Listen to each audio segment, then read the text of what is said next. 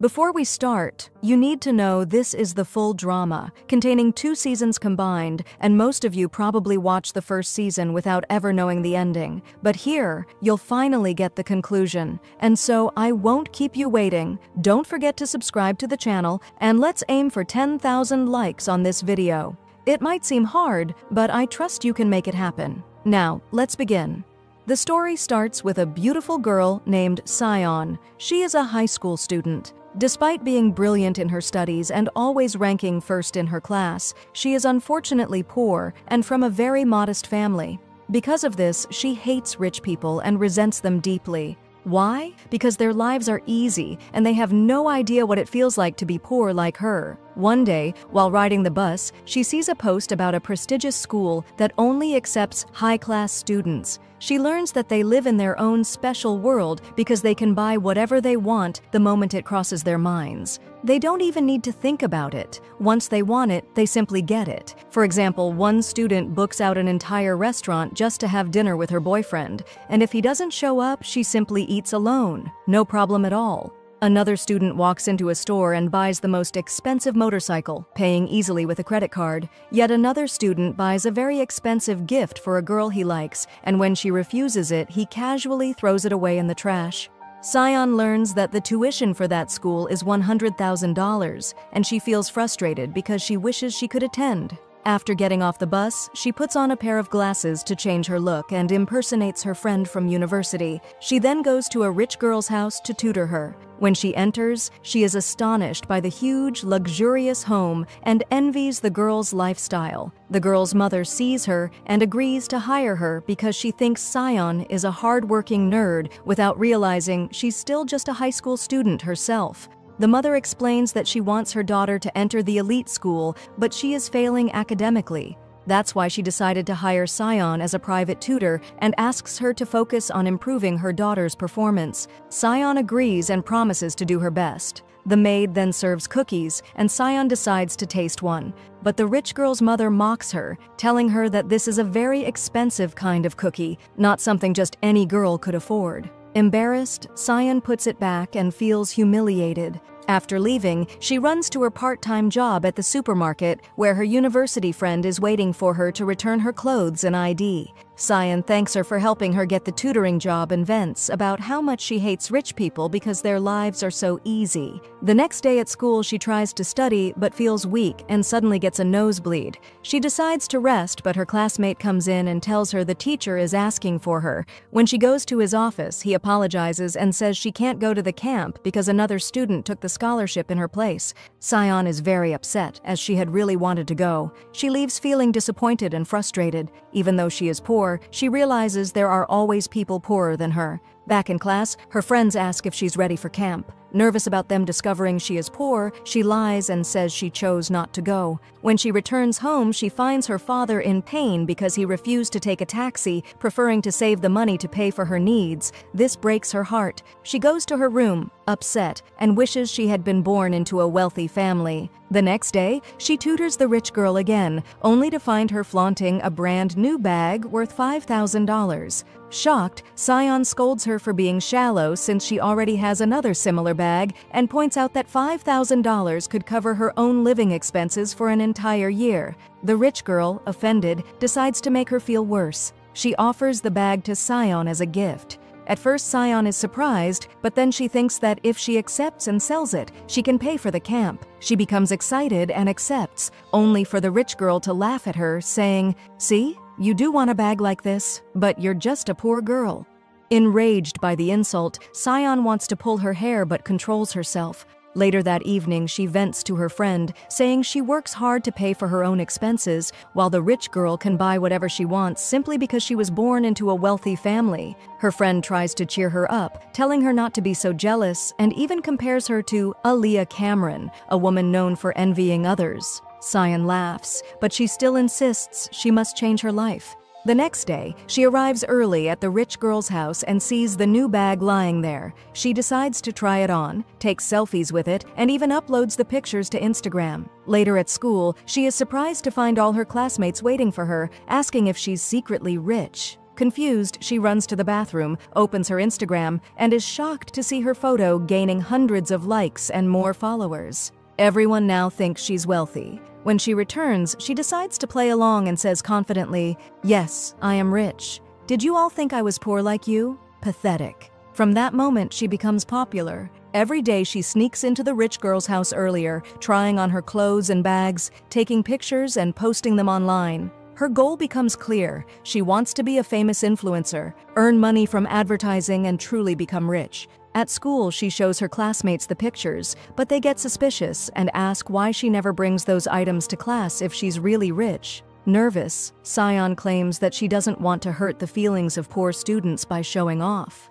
She also explains that she works to be independent. Everyone believes her and admires her more, and she transforms from a rejected outcast into the most popular girl in school. Encouraged by her new status, she keeps up her lies. She even goes into the rich girl's mother's room, finds expensive jewelry, and takes pictures with it. Just as she's about to get caught by the maid, she hides the jewelry behind her back and quickly returns it. When she opens the closet, she discovers the elite school's uniform and tries it on, posting another picture online and writing that she'll soon transfer to the prestigious school. But suddenly, she hears the rich girl coming home earlier than expected. Panicking, she hides under the bed but accidentally leaves her phone on the mirror stand. The rich girl enters, finds the phone, and opens Instagram, only to discover all the pictures Sion had been posting with her belongings. Furious, she realizes Sion has been secretly using her things and decides to expose her.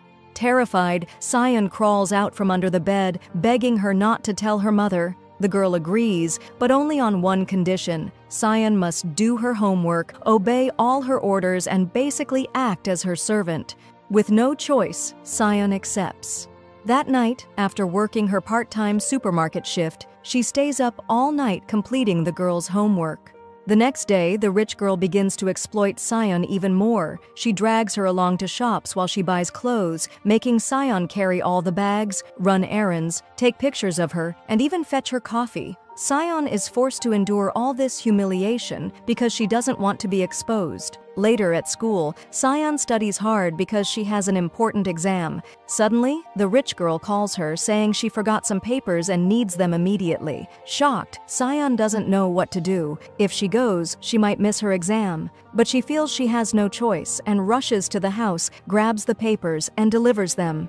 To her dismay, she finds the girl laughing with her friends, not needing the papers at all. They all mock her, and Sion realizes it was just a prank. Sadly, she misses her exam. Heartbroken, she runs into the bathroom and cries. A kind girl sees her, feels sorry, and offers her a tissue.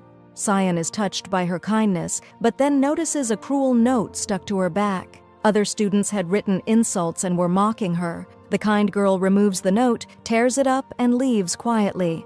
Sion is impressed by her courage and later learns that this girl helps her because she too is poor. We get a flashback. She had entered the elite school on a scholarship, but the rich students constantly bullied her for being poor and not at their level. Wanting revenge, she gathered evidence against them and reported them to the principal. But of course, since the bullies were from wealthy families, nothing happened to them. Instead, suspicion fell on another poor scholarship student who was unfairly expelled. The kind girl felt guilty for being the real one who reported them, but never had the courage to admit it. She went to apologize to him, but he told her he already knew she was the one who reported them. He encouraged her to continue fighting and exposing the rich bullies, then left. Back to the present, this girl decides to carry on his will and keep resisting the bullies. Meanwhile, Sion, still furious about missing her exam, decides to get revenge on the rich girl who tricked her. She fills a bucket with water, asks some students where the school admission interviews are happening, and storms in. At first, the students think she's crazy and laugh, but she threatens them and moves forward. She barges into the interview room where the rich girl is and throws the whole bucket of water on her, soaking her completely. Humiliated, the rich girl fails her interview. Furious, she slaps Sion and threatens to destroy her life. At that exact moment, the school principal walks by and witnesses the scene. The rich girl's mother rushes to apologize, but the principal refuses to listen and declares that her daughter won't be admitted to the school. The mother is enraged and vows to ruin Sayan's life. True to her word, she goes to Sayan's school and tells the principal everything, that Sayan impersonated her university friend and even accuses her of stealing jewelry. Shocked, Sayan is summoned by her principal, who threatens to expel her. Terrified, she shuts down her Instagram account so no one can see the photos she had been posting with stolen items.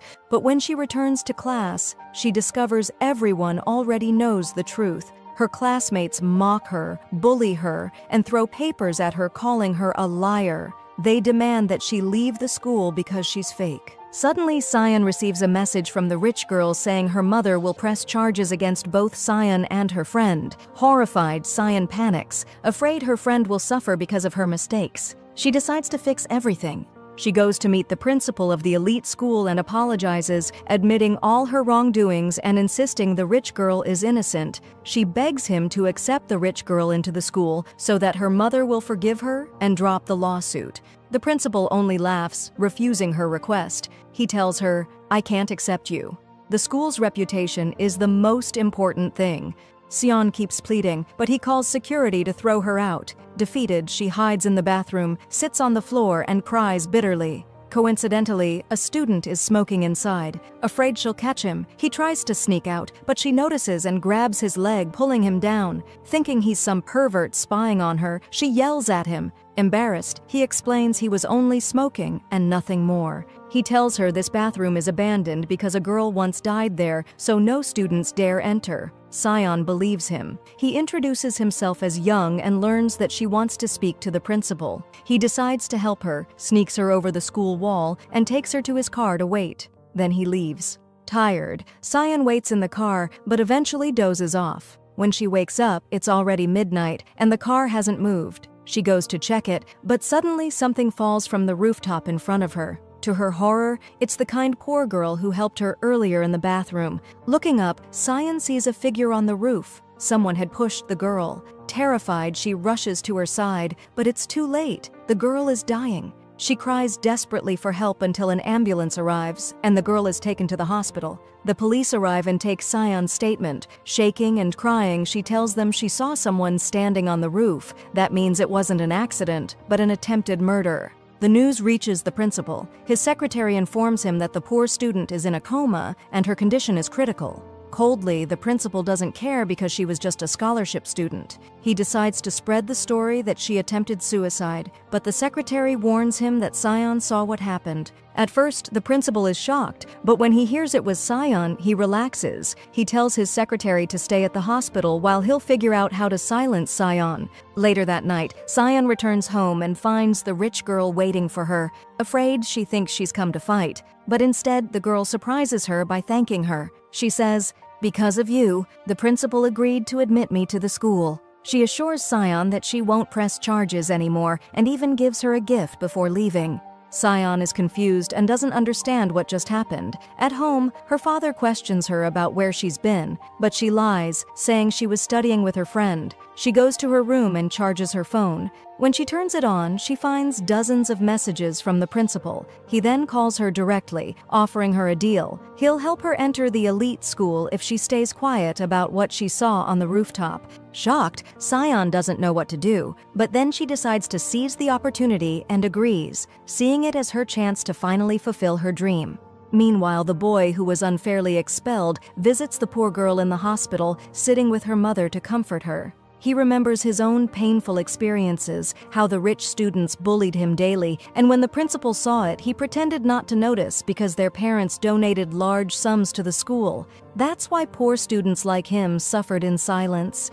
Back to the present, the school holds a meeting, urging students to visit their hospitalized classmate, but instead, the rich kids mock her, saying she's not their friend because she's poor and beneath them, then walk away laughing. Sion later returns to her old school to collect her things. Her classmates mock her for being expelled, but suddenly she announces proudly that she has transferred to the elite school. Everyone is shocked. They watch her from the windows, envying her luck, while Sion walks away smiling, proud and triumphant.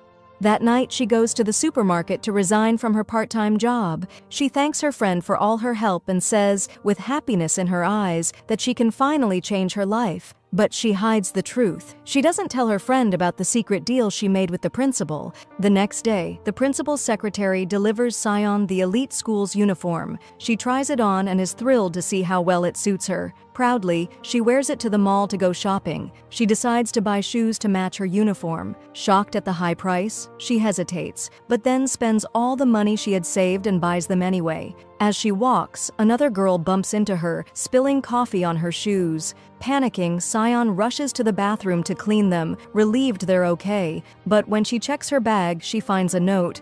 "I know about your deal with the principal." Startled, she realizes the girl who bumped into her must have left it. She tries to find her, but fails. When she returns to the bathroom, she is horrified to discover that her shoes have been stolen. Suddenly, another girl walks in wearing identical ones. Thinking she's the thief, Sion confronts her and demands she return them. But what she doesn't realize is that this girl is Jeannie, the richest student in the school, nicknamed the queen and leader of the bullies, feared by everyone. Jeannie notices Sion's uniform and assumes she must be a new student who doesn't know her place.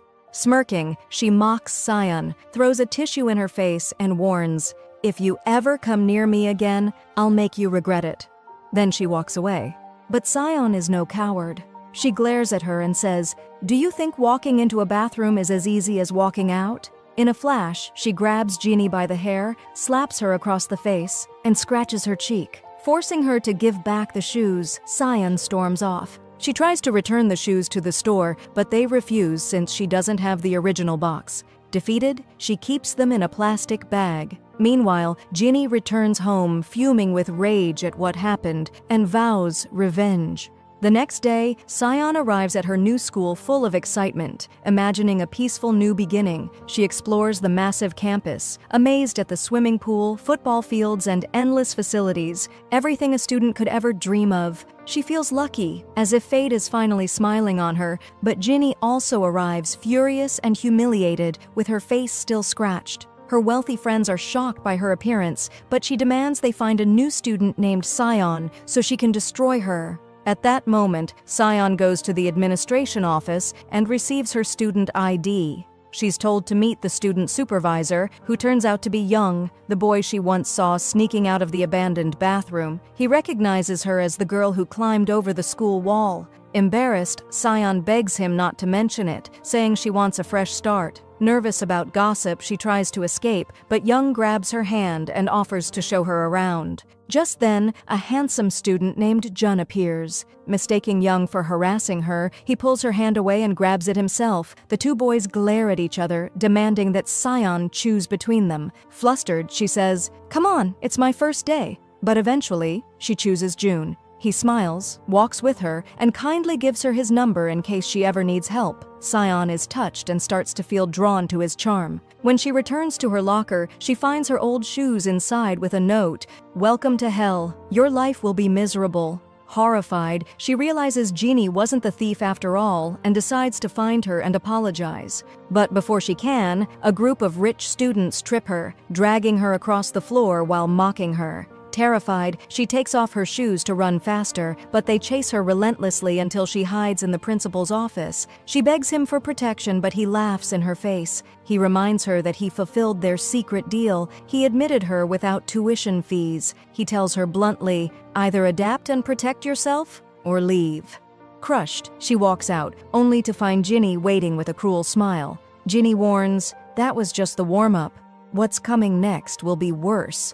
Suddenly, dozens of students surround Sion. Trapped, she realizes Jeannie has incited them all against her. Jeannie grabs her, demanding she kneel and kiss her shoes if she wants forgiveness. But Sion glares back and says, "My mother once told me something when I was little. Rotten fish will never become jam, and rotten people will never change." With that, she punches Jeannie, breaks free, and runs. The crowd is shocked by her courage. Clearly, she's not an ordinary girl. They chase her through the campus, determined to make her pay. Lost and cornered, Sion panics, until suddenly, a mysterious art student pulls her into a room just in time, saving her. The girl treats Sion's injured leg and gives her socks to wear. Relieved, Sion thanks her, realizing not everyone here is cruel. She asks why the students act this way, and the artist explains the school's hierarchy. The rich bully the poor, forcing them into obedience. Jeannie is the queen because she's the richest, and no one dares defy her. Even if Sion hadn't fought her, she would have been bullied anyway, because she entered on a scholarship. Shocked, Sion realizes how hard life here will be, but she decides to endure and fight. She thanks the artist and leaves, unaware of the strange, sly look the girl gives her, hinting she may not be trustworthy. Later, Sion hides and remembers June's kindness. She messages him for help, but the rich bullies catch her and corner her again. Desperate, she pulls out her phone, filming them and threatening to expose them online.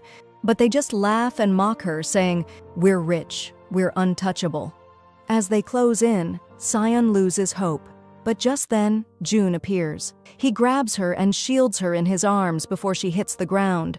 Everyone gasps, because June is the principal's son. No one can understand why he's protecting her. Jeannie, furious at the sight, storms home, only to clash with her stepmother. We learn that Jeannie despises her stepmother because she's poor, manipulated Jeannie's father for his money, and now controls his wealth. Because of this, Jeannie has grown to hate all poor people, seeing them as greedy opportunists. Meanwhile, Jun takes Sion to the rooftop, where he tends to her injured leg and gently applies a bandage. Sion's heart races, convinced he must like her, but June shocks her with the truth. He's in love with the poor girl who's now in a coma. He asks her if she saw who pushed the girl from the rooftop. Sion is startled, realizing that this is why he got close to her, so she decides to take advantage of the moment, pretending she knows who the criminal is. But she makes a deal with Jun. She will tell him only if he agrees to be with her and protect her from the bullies. Jun reluctantly agrees. The next day, he drives her to school in his car. Holding her hand in front of everyone, he makes her grand entrance as the weak girl who now has powerful protection.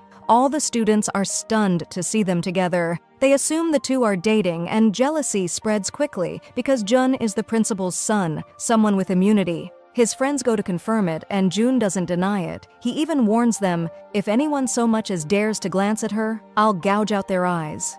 From then on, when Sion enters her classroom, she is shocked to see how differently the students treat her. They suddenly try to befriend her. For the first time, she feels respected. Soon, they even invite her to a party held by the rich girls. Sion panics. She doesn't have a dress to wear. She confides in her university friend, who encourages her to go and suggests she borrow one from the rich girl Sion used to tutor. Convinced, Sion visits her and offers her all the money she had saved. The rich girl laughs, brushing it off, saying, "Keep this change. This dress costs $10,000. She finally agrees to lend it, on one condition: return it spotless, or I'll ruin you. She hands over her most expensive gown, then even drives Sion to the party. Terrified, Sion hesitates at the entrance, wanting to turn back, but her friend encourages her, assuring her that she's beautiful and no less than any of those inside.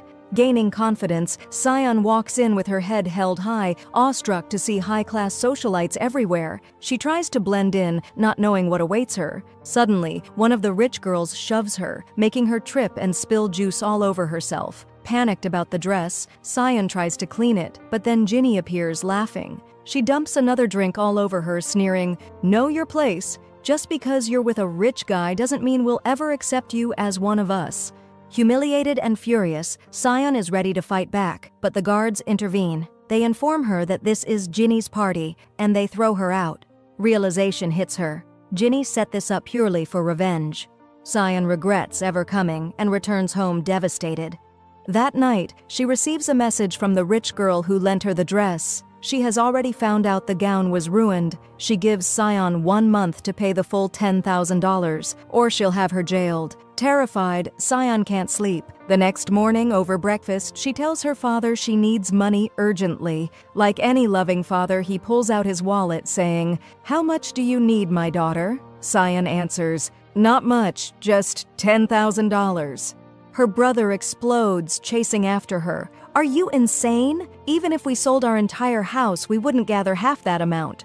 Crushed, Sion locks herself in her room, clutching the dress in despair, not knowing what to do. Jun learns what happened and grows furious. He confronts Ginny, revealing they have been childhood friends. He warns her to leave Sion alone and stop bullying her, but Ginny only laughs, mocking him. "You think she loves you?" She's just using you for money, just like my stepmother used my father. She urges him to wake up, but Jun refuses and walks away. Later, a video of Sion's humiliation at the party spreads across the school's group chat. Young sees it and feels sorry for her. He decides to check on her, but when he finds her, she's with an older man who looks shady. Thinking he's trying to exploit her, Young attacks him and beats him up. But Sion yells at him, "You've got it all wrong! I was selling him my laptop because I need money." Because of Young's interference, she has to give the man a $50 discount, which makes her even angrier. She storms off, and Young follows thinking she's upset with him for misunderstanding. But Sion snaps, "I'm upset because I lost $50, and now I have to walk home to save taxi money." Young feels guilty and wants to help, but Sion refuses to take his money. So instead, he gives her a ride on his motorcycle. She smiles for the first time in days, touched by his kindness, and thanks him. Back home, she begins selling off everything she owns, desperately trying to gather the dress money. But even after selling most of her belongings, she can't raise half the amount. The next day at school, she walks around distracted and lost in thought. Suddenly, she notices the rich students staring at her and laughing. To her shock, she discovers a paper stuck on her back with the words, "Poor beggar." Ginny appears in front of her, smirking. Enraged, Sion demands, "Why are you doing all this? You're the queen of this school. What are you so insecure about? Don't tell me you're jealous of me. I swear you're jealous of me, and I'll prove it."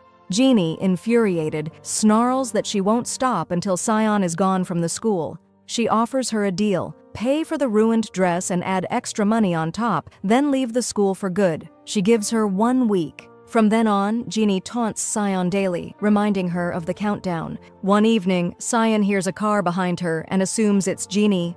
Cursing, she turns, only to see Jun. She gets in, but he scolds her for going to the party. He tells her his true love was poor too, but unlike her, she had dignity. He then pressures Sion to fulfill their deal and reveal who pushed the girl off the roof. Sion panics, since she truly doesn't know. She storms out of the car but then remembers something important. She runs back and tells him she saw the shadow of a girl that night, which means the culprit was female, not male. She accuses Jun of failing to protect her from the bullies and walks away. Jun is shaken by her words and feels guilty. The next day, Sion visits the art student who once saved her. She confides everything, explaining that she needs money desperately or she'll be forced to leave school. The artist suggests a solution.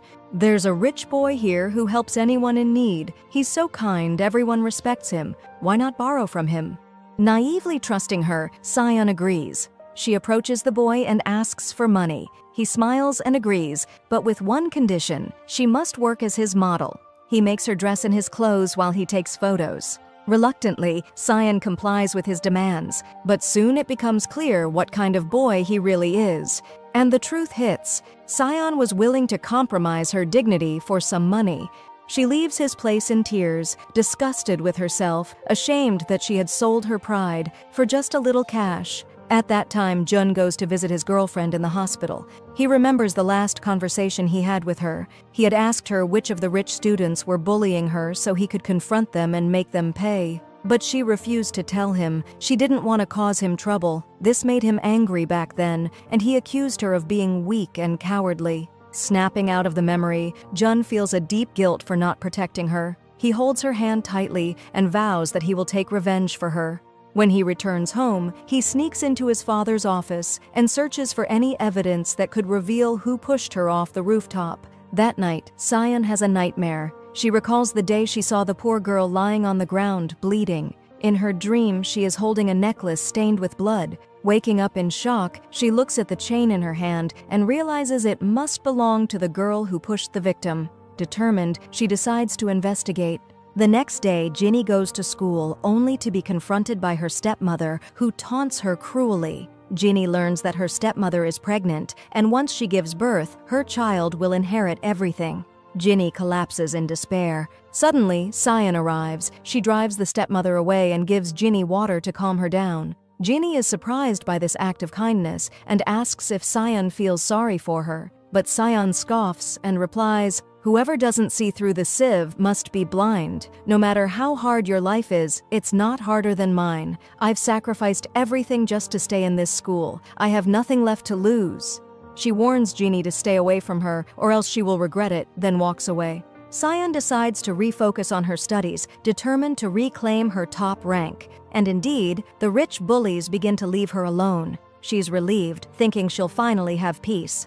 But suddenly, while in class, Jun appears and demands to talk to her. She refuses, telling him to leave her alone. Instead, he grabs her hand in front of all the students, pretending they are still a couple. Embarrassed, she is forced to follow him. In private, he asks for her help in identifying the criminal, but she refuses, not wanting more trouble. Jun then threatens her. If she lies to his father, the principal will expel her from school once he learns she never really saw the culprit's face. Frightened, Sion doesn't know what to do. As if fate weren't cruel enough, she suddenly receives a message from an unknown number. Attached is a video of her meeting with that kind, rich student. The sender threatens to expose her. Shocked, she realizes someone had been secretly filming her. Distracted and stressed, she enters class. The art student notices her silence and slips her a note asking if she's okay. Touched, Sion thanks her for being the only one offering comfort, but later, at home, she realizes the handwriting is identical to the mysterious note she had found in the mall. That means the artist knows she's a witness, and deliberately got close to her to make her confess. And indeed, this turns out to be true. The artist is seen watching the incriminating video, because she was the one who filmed it. We are taken into her past. A year ago, she was from a wealthy family, but when her father was arrested and jailed, everything changed. The rich students mocked and shunned her, and she couldn't bear their looks. Furious, she lashed out, grabbing one student and threatening to break her face if she ever mentioned her again.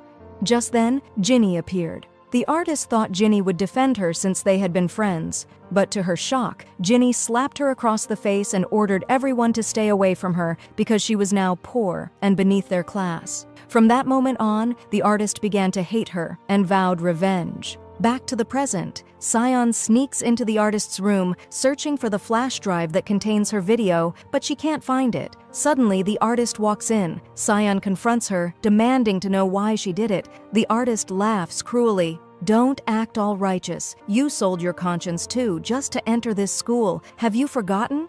Sion insists she doesn't know who pushed the girl. She only saw the shadow of a female figure, but the artist pressures her. "Say it was Jeannie. Accuse her and I'll delete the video." Shocked, Sion realizes the artist is obsessed, only wanting to destroy Ginny. She refuses, but the artist argues, "Jeannie bullies poor students every day. If she goes to jail, the school will be better." She threatens Sion, either accuse Jeannie or she'll publish the video and ruin her. Terrified and cornered, Sion doesn't know what to do. She wanders the streets, crying and regretting ever entering this cursed school. She longs for her simple, poor life again. Unexpectedly, she encounters Jeannie, and surprisingly, Jeannie tells her she admires her courage, that Sion is brave and unafraid of anyone. She encourages her, "Stay strong, fight for your rights. If anyone bullies you, break their bones." Yes, dear viewer, the very girl who once tormented her is now giving her strength. Inspired, Sion regains confidence. She calls Jun and asks for his help. The next day, they go to the pervert student's room to investigate. There, they find dozens of flash drives, revealing he had been blackmailing many girls. But all the files are password-locked. Sion calls Young, who beats up the creep until he gives up the passwords. Relieved, Sion finally feels safe. But back at home, curiosity overwhelms her. She opens the flash drives. To her shock, she finds one labeled with the name of Jun's girlfriend, the girl in the coma. When she plays it, she's stunned. The kind, innocent girlfriend had been cheating on Jun with his closest friend, who was already in a relationship with another girl. Sion is devastated for Jun, realizing he was deceived all along. The next day, Jun waits for her at school. Nervous, she doesn't tell him what she discovered, not wanting to break his heart. He invites her to his best friend's engagement party. Yes, dear viewer, the very same friend who betrayed him. Sion has no choice but to go. That night, she attends with Jun, nervous since the party is full of rich students. But surprisingly, they treat her well because she is with Jun. She laughs, plays, and even enjoys herself, yet guilt eats at her. Later, she tries to tell Jun privately that his girlfriend had betrayed him, but before she can, Jun opens up about his memories with her, how he loves her because she is kind and gentle. Sion can't bear to break his heart, so she stays silent.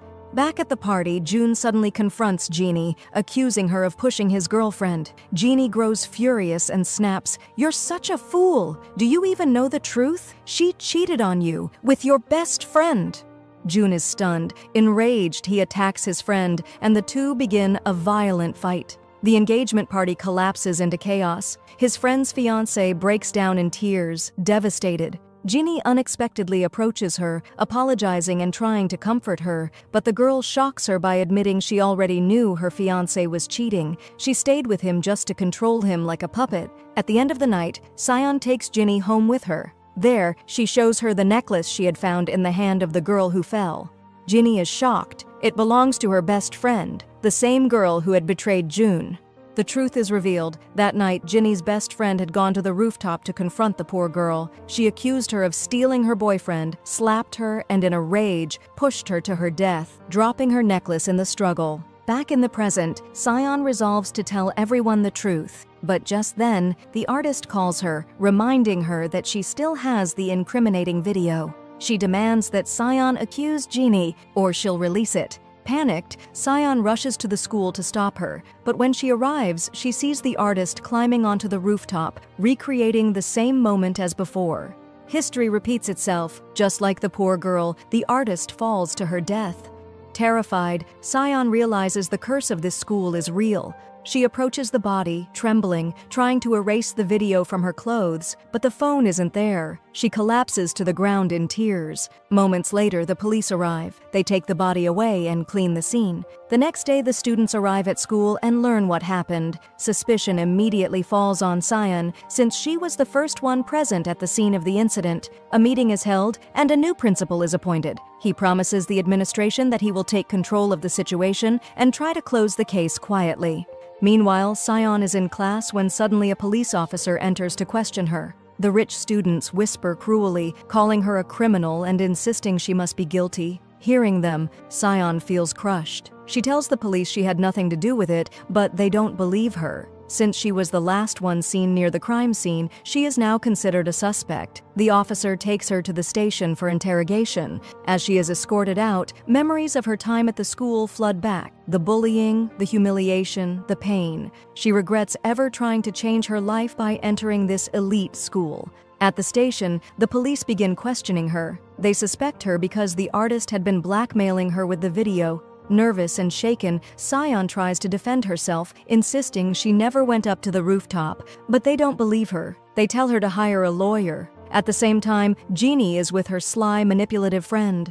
When she hears about the artist's death, Jeannie grows suspicious of her. She tries to trick her into confessing, but the girl denies going to the school that day and pretends to be deeply saddened by the artist's death. Later, Sion returns home and overhears her father saying he is planning to sell their house to pay for a lawyer. Overcome with guilt for being the cause, Sion cries and curses the poverty that always ruins her life. The next day at school, the rich students continue their cruelty. When she sits down, she finds insects planted inside her bag. One bully grabs one, throws it on her clothes, and sneers, "You two are the same, you and these bugs," both from the dirt. Then he cuts her cheek, telling her that filth like her deserves to die. Devastated, Sion runs to the bathroom to wash the blood off her hands, but when she comes out, the bullies are waiting. They trip her, throw her on the floor, and one of them crushes her hand under his shoe. "You don't belong here, you're poor. Leave this school." Unable to endure any longer, Sion snaps. She slaps him hard across the face. Everyone gasps at her boldness. The bullies prepare to attack her, but she grabs a fire extinguisher, sprays them, and escapes. The whole school begins chasing her again, just like before. She runs desperately and manages to lock the doors behind her. Suddenly, a student on a motorcycle appears, urging her to hop on. He speeds away and delivers her to safety. Grateful, Sion thanks him, then notices he's wearing the school's uniform. Surprised, she asks who he is. He removes his helmet and introduces himself. "I'm Young's older brother. I came back because he left to study abroad."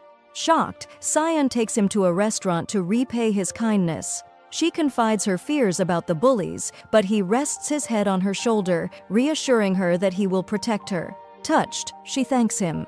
Meanwhile, Jeannie meets her father, who tells her he has divorced her mother and decided to live with his new wife permanently. Horrified, Jeannie begs him not to, but he refuses. In rage, she throws the flowers in his face and threatens to kill his wife and unborn child. Enraged, her father slaps her, warns her never to touch them, and kicks her out of the company. Crying, Jeannie walks the streets recklessly and almost causes an accident. Luckily, Sion sees her and pulls her to safety just in time. She hails a taxi and rides with her to ensure she's okay. During the ride, they hear the radio announcing her parents' divorce. Sion quickly tells the driver to turn it off, worried about Jeannie's feelings. When Jeannie arrives home, she runs to her mother, who is drowning her sorrow in alcohol. Jeannie angrily knocks the glass from her hand, scolding her that drinking is dangerous. Her mother breaks down in tears, apologizes, and hugs her tightly. She tells Jeannie to be strong so she can fight back against her stepmother.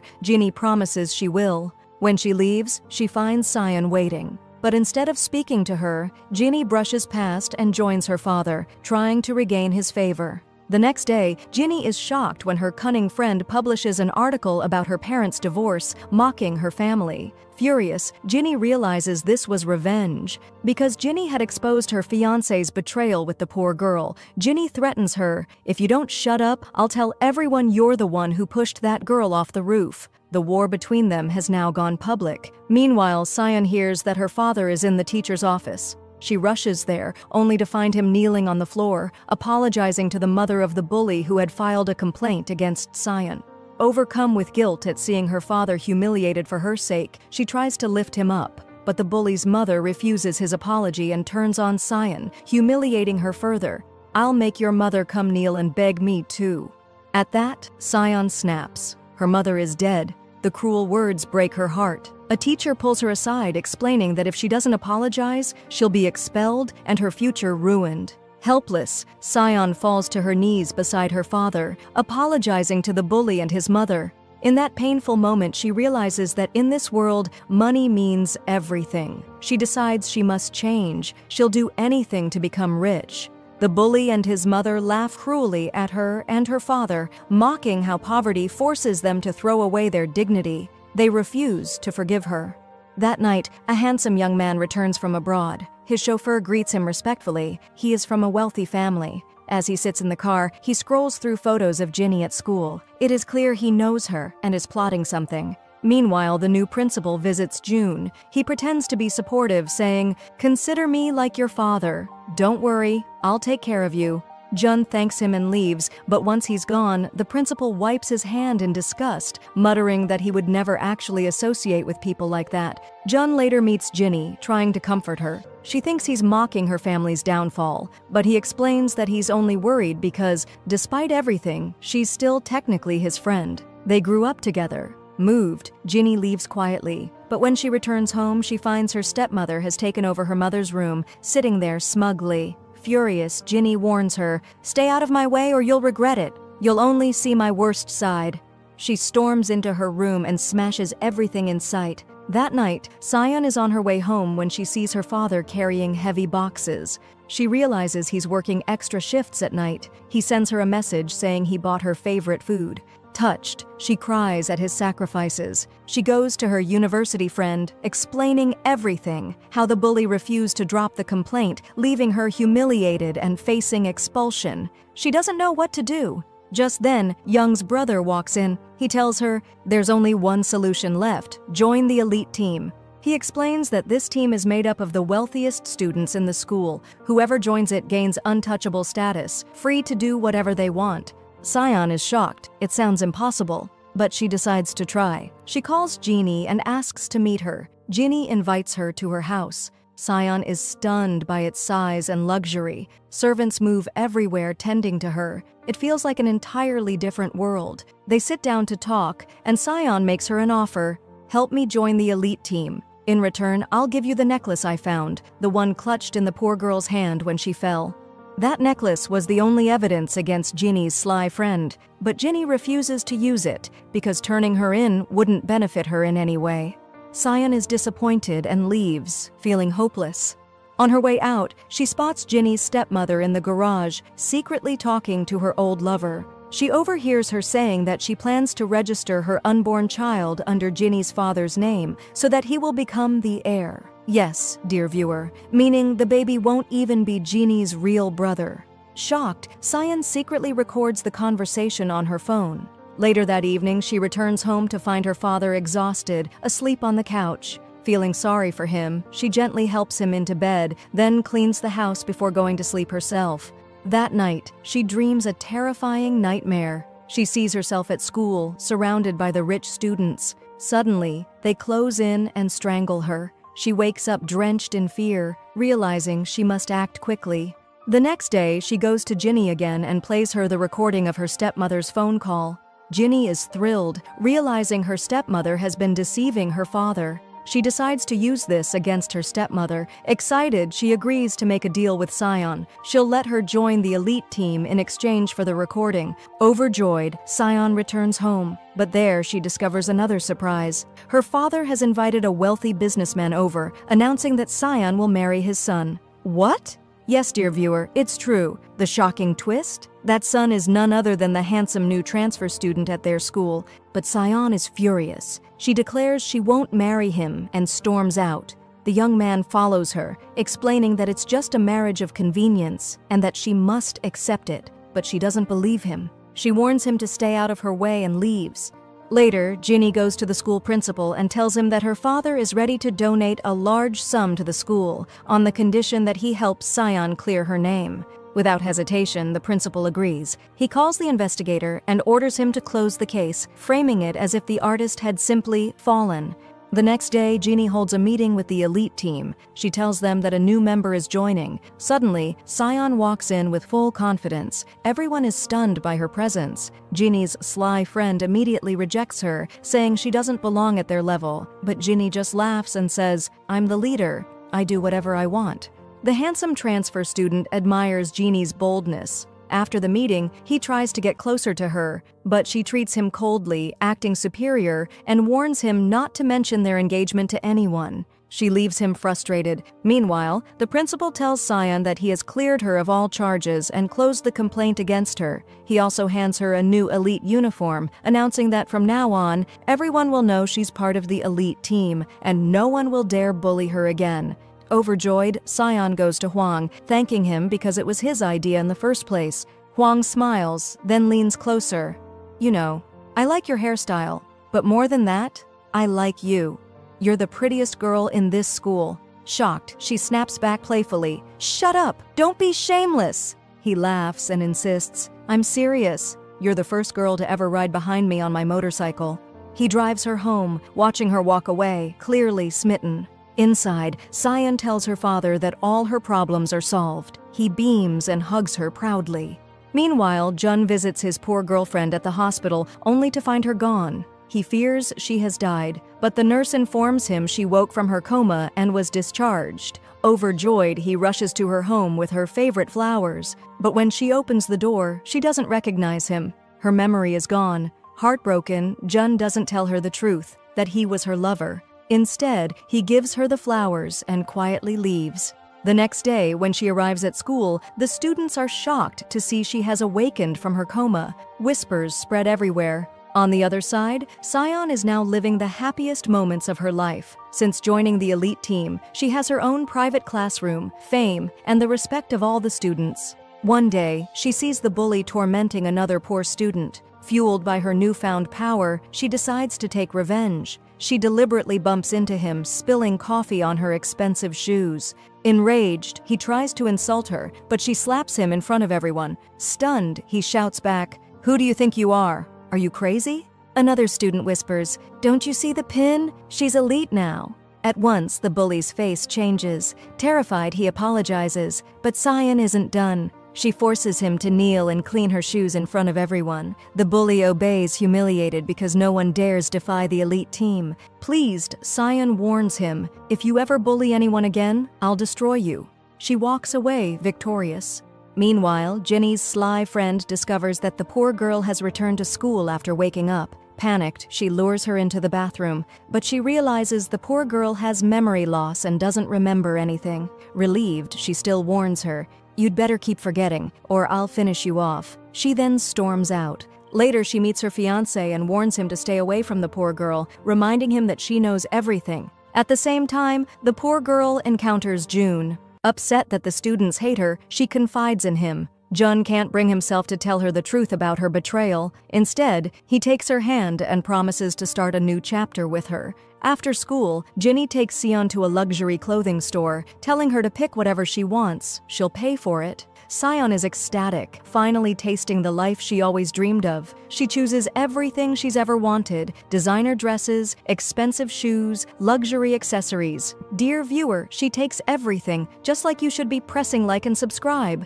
By the end of the day, she goes home in disbelief, feeling like she's living a dream. The next day, she arrives at school in high spirits, but she senses someone is following her. She chases the figure all the way to the swimming pool, only to find the poor girl waiting there, smiling coldly. "Where's the necklace I gave you the day of the accident?" the girl asks.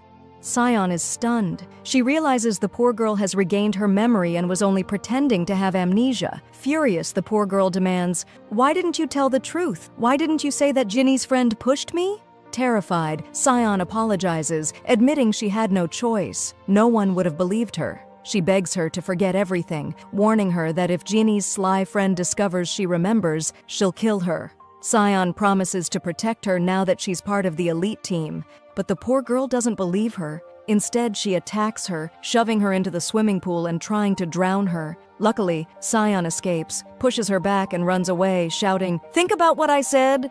From a distance, a student secretly films everything on his phone. Meanwhile, the handsome transfer student tries again to win Ginny's heart, hoping she'll accept the engagement. But she treats him with cold indifference. Still, he refuses to give up, muttering, "This is my destiny. I live for the struggle." Her sly friend sees them together and grows suspicious, deciding to investigate. Later, Sion returns to class. Huang notices her wet clothes and worries she'll catch a cold. He gives her his jacket and even buys her food, trying to keep her warm. Sion is touched and happily eats, realizing he truly cares for her. But then his phone rings, and he leaves to answer it. Curious, Sion notices this phone is different from the one he usually carries. She peeks into his bag and is shocked to find the missing phone of the dead artist. Startled, she wonders how he got it, and fears he may see her incriminating video. Suspicion creeps in. The next day, an anonymous masked figure appears online, spreading rumors about the school and exposing the rich students' scandals. The principal, furious, orders his assistant to uncover the culprit immediately, fearing for the school's reputation. At that time, Sion meets Jeannie and confides in her. She reveals everything, that the pervert student had secretly filmed her changing clothes. Jeannie is stunned, mocking her. "All that for $5,000? That's pocket change to me. I spend that on socks. But for you, I guess it's a fortune." Sion snaps back, "Exactly. For someone poor like me, it means survival. Don't belittle me." Finally, she gets serious. "Huang has the artist's phone. I'm scared he'll see my video. I need your help." But before Ginny can answer, the handsome transfer student walks in, interrupting them. He smiles charmingly and invites them both to a party he's hosting. Embarrassed, Sion is forced to stop the conversation, leaving her secret hanging in the air. She promises him that she will attend the party and then leave quietly. But as soon as she steps outside, she sees the bully students harassing the poor girl again. Furious, she steps in and orders them to stop. Everyone backs off immediately, terrified, because now she's part of the elite team, and that means immunity. Afterward, Sion returns home to prepare for the party. She tries on different clothes but can't decide what to wear. Suddenly, her younger brother walks in holding a box. When she opens it, she finds a beautiful, expensive dress inside. She quickly realizes that Jeannie sent it to her. Overjoyed, she decides to wear it. That night, she arrives at the party full of confidence. There, she runs into Jun, who is stunned by her transformation. He compliments her, saying she looks beautiful and not like her old self. His words make her happy, and she decides to trick him by saying that the poor girl confided in her and that her memories have returned. But before she can say more, Huang suddenly grabs her hand and pulls her onto the stage to dance. Our heroine has no choice but to go along, blending in with the rest of them. They sing, dance, and enjoy themselves until Sion grows tired and sits down to rest. That's when she notices some bully students laughing while looking at a phone. Terrified, she fears they may have leaked her secret video. She rushes over to grab the phone, only to find they're spreading a different piece of gossip. The shocking headline reads, "The handsome student is an illegitimate son, not from a rich family." Enraged, the handsome student explodes in anger and fights with them. Suddenly, Ginny arrives at the party. She boldly takes his hand and, in front of everyone, declares that they are engaged. The students are shocked, but her sly chameleon friend mocks her, sneering that she has terrible taste to choose an illegitimate boy to marry. Jeannie flips the table on her. She fires back, reminding everyone that the chameleon's fiancé cheated on her. Then she humiliates her further, pointing out that she's wearing a dress identical to Sion's. Everyone laughs. The sly friend is humiliated, burning with shame. Sion realizes with horror that Ginny sent her the dress on purpose, to use her as a pawn to embarrass her sly friend. She regrets ever trusting Ginny. Furious, the sly friend storms over to Sion and insults her. She even tries to rip her dress apart, but Huang steps in to stop her. Not giving up, the sly friend grabs a jug of juice and pours it all over Sion's dress, ruining it. She laughs cruelly, thinking she has won.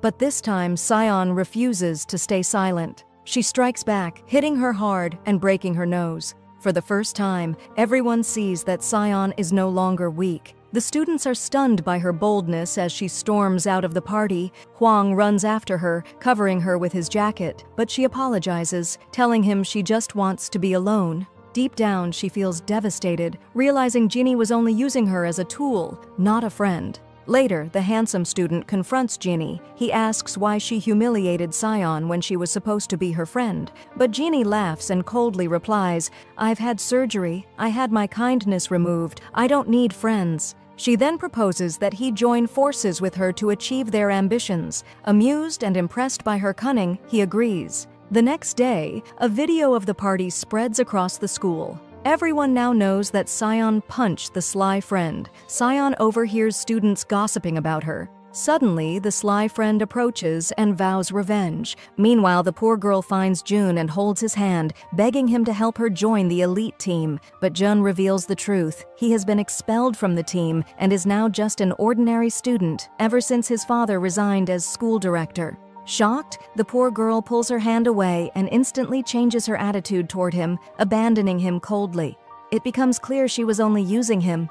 Later, the sly friend corners the poor girl. She tells her that she knows she wants to join the elite team, so she makes her an offer. If they work together to take down Jeannie, she'll secure her a spot in the team. The poor girl, despite hating her for trying to kill her before, agrees, driven by greed and self-interest. That night, Sion is eating with her friend at a restaurant when Ginny suddenly walks in. Sion is still upset with her over what happened at the party, but Ginny only laughs and says she should be thanking her. She explains that she embarrassed her on purpose so people would compare her to the sly friend and start respecting her just as much. As a gift, she hands Sion the exact interview questions that will appear on tomorrow's exam. Sion is shocked but chooses to trust her again. The next day, she answers all the questions perfectly and passes. But on her way out, she runs into the bully boy she had slapped earlier. Taking advantage of the fact that there are no cameras around, he pulls her hair, slaps her around, and threatens that if she ever comes near him again, she'll regret it. From a distance, the poor girl watches and laughs because it was she who asked him to do it.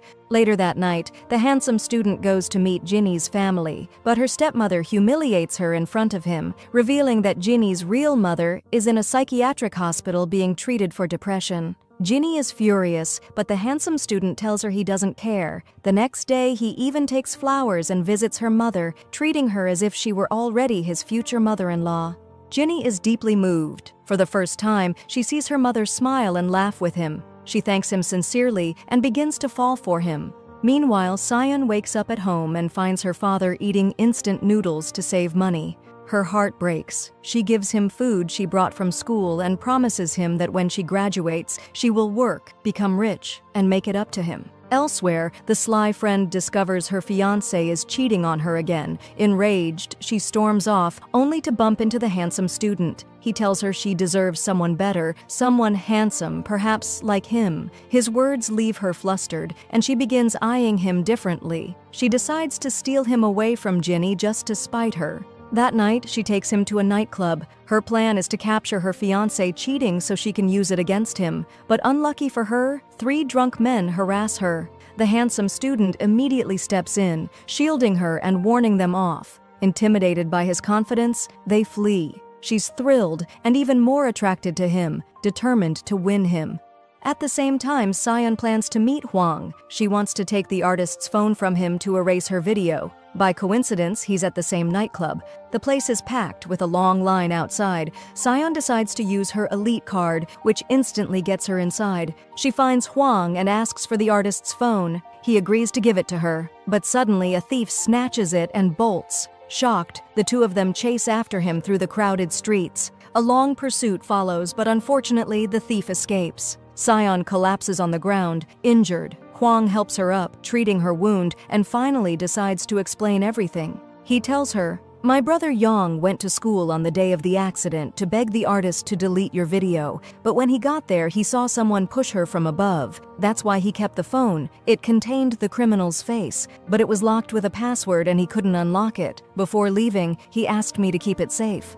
Our heroine is shocked when she realizes that the one who stole the phone is actually the criminal who pushed the artist. She decides to track him down. At the same time, we see the sly fiancé's ex-fiancé holding the stolen phone. It turns out he's the one who took it. He remembers in a flashback the artist had been secretly filming him when he was engaged to the sly girl. That's why he went to get it from her. But when she resisted, he fought with her and shoved her. Snapping back to reality, he manages to unlock the phone. He quickly deletes the incriminating video of himself, but then he discovers another video of Sion changing her clothes. Surprised, he takes the video to his ex-fiancée, the sly girl, hoping she'll forgive him. As soon as she sees it, she lights up with joy. She decides to use the video to blackmail Sion, to take revenge for everything that happened at the party. Her plan, force Sion to quit school. But before that, she wants to eliminate Jeannie, since she's the one protecting Sion. So she meets with the poor girl and gives her contraband to hide in Jeannie's locker, planning to report her afterward. The poor girl refuses, but the sly girl slaps her across the face, shouting, "I'm ordering you, not asking you." She threatens to get her expelled if she disobeys. Terrified and humiliated, the poor girl breaks down crying, but has no choice but to agree. At that moment, Jun walks in and sees her on the floor. He feels sorry for her and tries to comfort her, but she drops her mask and shows her true colors. She tells him coldly, "I never loved you. I only dated you to use you, but after you were kicked out of the elite team and your father lost his position as director, I no longer need you."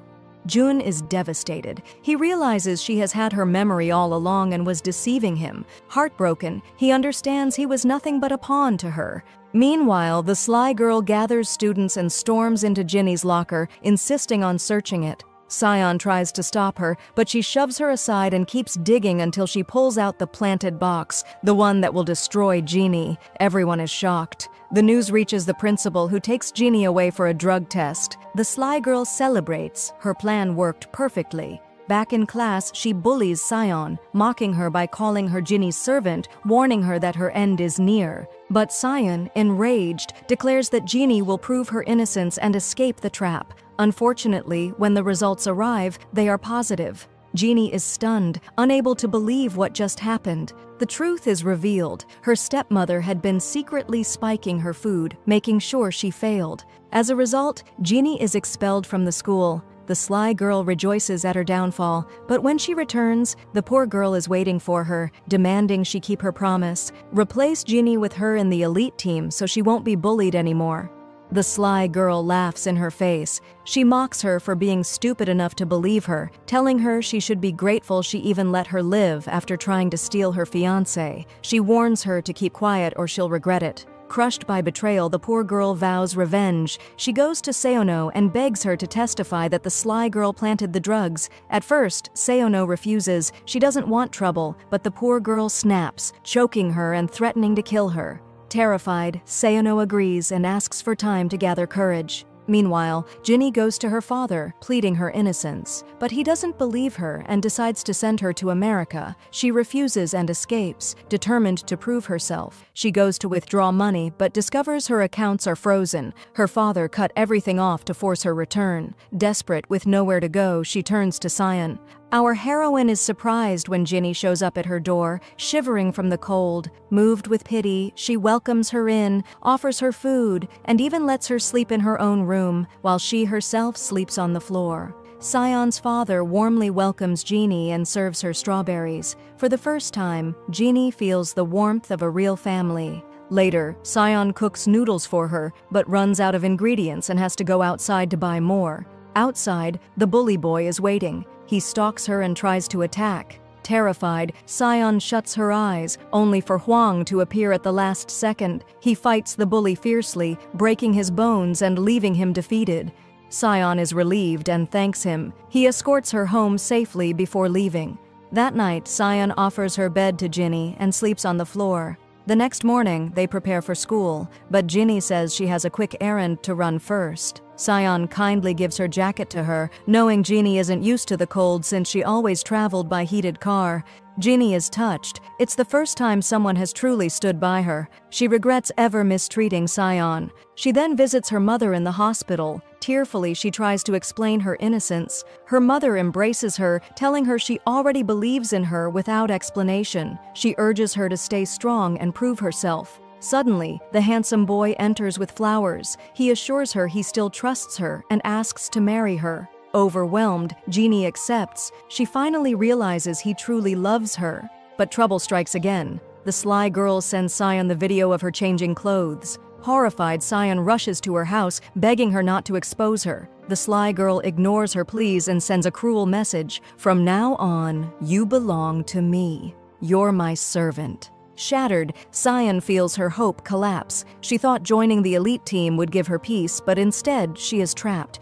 Lost in despair, she wanders to a bridge thinking of jumping, but she refuses to give in. She vows to stay strong and fight back against everyone who bullies her. The next day, Ginny's innocence is revealed. The test was fake. She returns triumphantly to school. With confidence restored, she vows to take revenge on the sly girl. She thanks the handsome boy for believing in her, and together they decide to fight her stepmother's schemes. At home, their families celebrate their engagement. Meanwhile, the sly girl ends her engagement with her cheating fiancé. She no longer needs him. She warns him that if he doesn't stay away, she'll expose him as the one who pushed the artist and stole her phone. Then she leaves, but outside she finds Sion waiting. The two clash violently over the video, but the sly girl doesn't have the phone with her. Instead, she proposes a deal. If Sion helps ruin Ginny's engagement and claims the poor girl was pushed by Ginny, she'll delete the video. Sion refuses at first. Ginny is her friend, but the sly girl threatens her, warning she'll release the video online and get her expelled. Desperate and broken, Sion doesn't know what to do. At home, she cries to herself, questioning life. They say poverty isn't shameful, but what about me? Am I the shame? Suddenly, the sly girl texts her a picture of Jun, threatening to send him the video if she doesn't obey. Terrified, Sion agrees. She goes to Jeannie, apologizing in advance for what she's about to do. At the same time, Jun calls the poor girl, confessing he still loves her and forgives her betrayal. He begs her to run away with him, to leave everything behind and study abroad, starting a new life together. The poor girl, thrilled he still wants her, agrees. She promises to pack and meet him tomorrow, but on her way home, she runs into the sly girl's ex-fiancé. Still bitter, he blames her for his breakup. Consumed by rage, he attacks her violently, knocking her to the ground. The ex-fiancé keeps beating the poor girl mercilessly, striking her face again and again until her jawbone breaks. He finally leaves her on the ground, crying bitterly. She weeps that if she had been rich, this would never have happened to her. Sion arrives and is shocked at the sight of her. She rushes to check on her, asking who did this, but the poor girl just cries and begs her to testify against the chameleon girl and her fiancé, to put them in prison and take revenge for her. Moved, our heroine apologizes, explaining she cannot, because the chameleon holds a video against her. The poor girl breaks down, realizing that no matter what she does, she'll never get justice. She loses all hope in life. She bids Sion farewell, telling her she does not forgive her, then steps into the road, only to be struck by a speeding car. Sion is stunned, unable to process what just happened. She returns home, overwhelmed with guilt.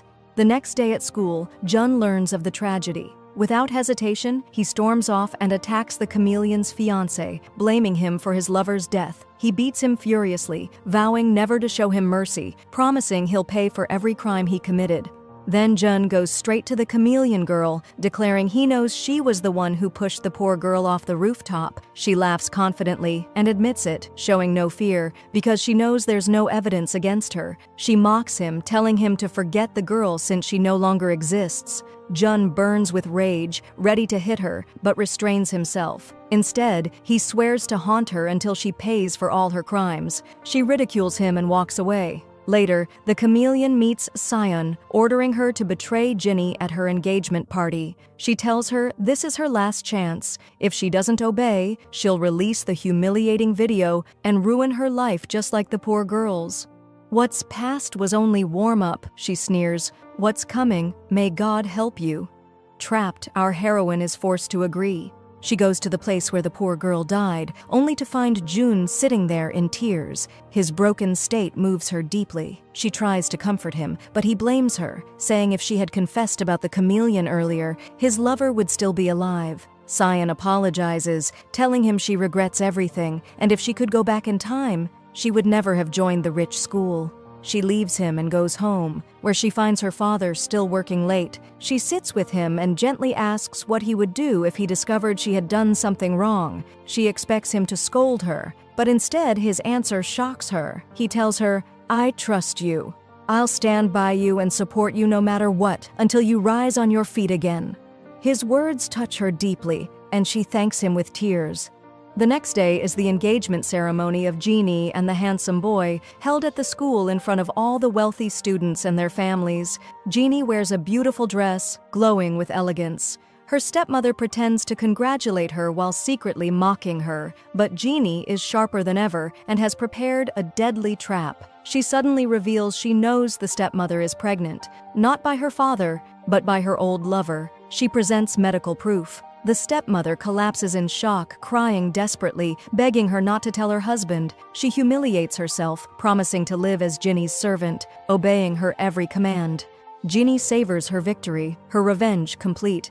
Meanwhile, the chameleon girl tries to seduce the handsome boy, urging him to leave Ginny and marry her instead, promising to give him fame and luxury, but he refuses, telling her not everything can be bought with money. Furious, she calls Sion, reminding her to carry out the plan. The party begins. Parents and guests arrive. Jeannie and the handsome boy take the stage, and Ginny invites Sion to say a few words as her friend. The chameleon smirks, certain Sion will betray Ginny and expose her. Sion begins, "The truth is, I entered this school by making a deal with the principal, and I also witnessed the criminal who pushed the poor girl from the rooftop. Today, I will reveal their identity."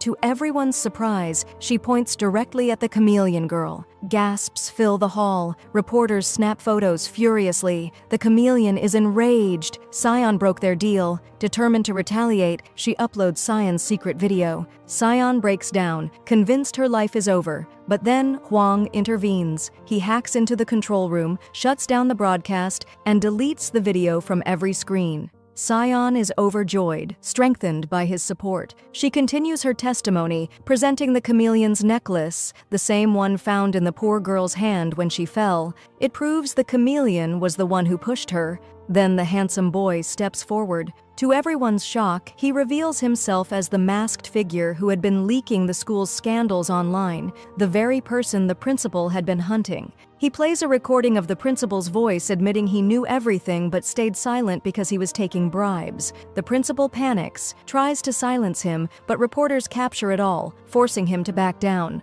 Sion isn't done. She unveils her final weapon. She has made a deal with the chameleon's own fiancé. He appears in a video confession, admitting she was the one who pushed the poor girl to her death. With that, the case is sealed. The The chameleon breaks down, screaming and attacking him, but security restrains her. She is thrown out and told to hire a lawyer. Her reign is over. Cyan follows her outside, mocking her. The chameleon explodes with rage and tries to attack her, but Cyan grabs her wrists and says coldly, "It's over. Everyone knows the truth. You'll spend the rest of your life in prison."